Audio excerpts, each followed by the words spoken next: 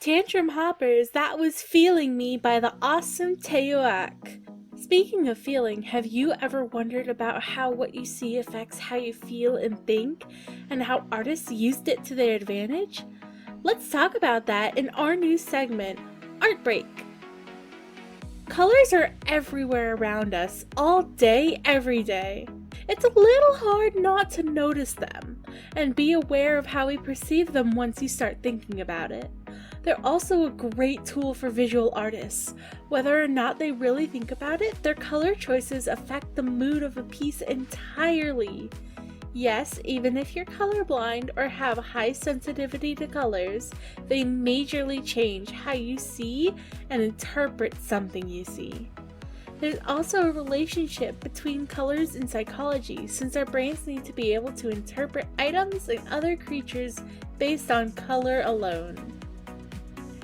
Lighter colors tend to be associated with happiness in a light, airy sense, and nobody knew this better than Rococo artists. Their pieces tended to include brighter colors to contrast the darker, more deeply saturated Baroque style of painting. These pieces usually include bright foliage, clear skies, and a more frivolous subject matter. The Rococo artist Jean-Honoré Fragonard made plenty of Rococo pieces and serves as a rockin' example of Rococo art. Though he first created the typical religious artwork, he began leaning into the Rococo style as it grew in popularity. His subjects are always very fluid in their posture, even when sitting still. Let's take a closer look. Figure 2, the Seesaw, features a few women and children enjoying themselves on a sunny day. Even though the blue sky behind them is bright, they're still able to stick out due to the shade of the foliage surrounding them. Each figure has a hierarchy of attention on them simply due to their colors. The main figure is set in a green and red dress. Those two contrasting bright colors immediately demand any viewer's attention. Red typically symbolizes passion and energy, which matches the figure's lively pose. The woman next to her is wearing a light blue, the analogous color to green, and harmonizing with the rest of the setting. Blue is usually seen as calm, collected, and intelligent color, reflected in her holding the children and ducking below the boisterous woman in red. The children themselves are wearing muted yellows, nearly blending into the background.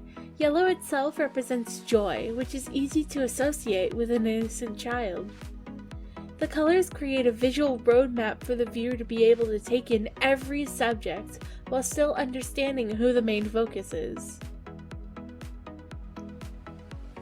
Figure 3, The Meeting, was a painting commissioned by Madame du Barry, featuring two lovers meeting at a garden. It was part of a 4-part series, and once again, the colors are of major importance.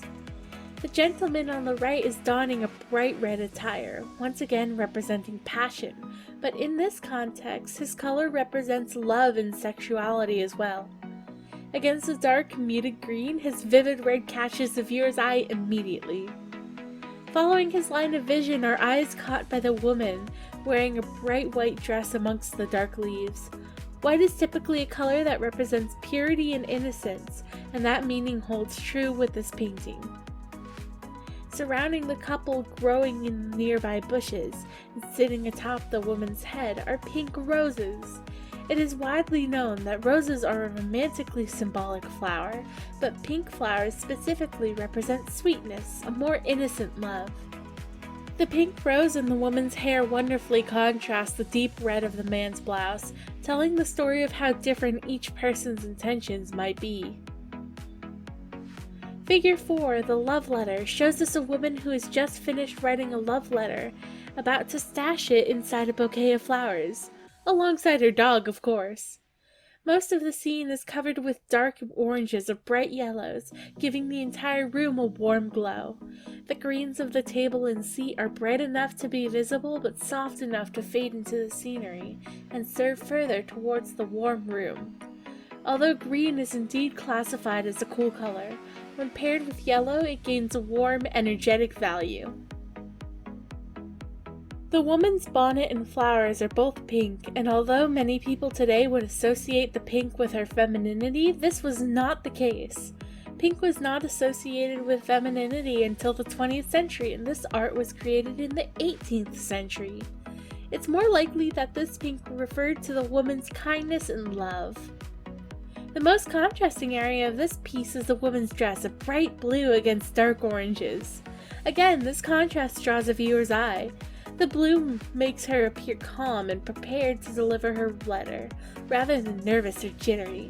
It gives her an air of confidence other colors would not have been able to supply in the same manner. Of course, the meanings of all colors are subjective and up to interpretation, but when we look at all these three pieces together, we can see a pattern that develops with Fragonard's work. And as the colors affect us in our minds, we can take a peek into his world and understand more about the stories of these pieces than we would be able to gather without them. Art Break concluded! Make sure to keep up on our socials if you have any questions, comments, or you just want to chat. Now, I hope you tantrum hoppers are ready for our next selection. Hold On by Music by Lucas and Master Vita. Let's go!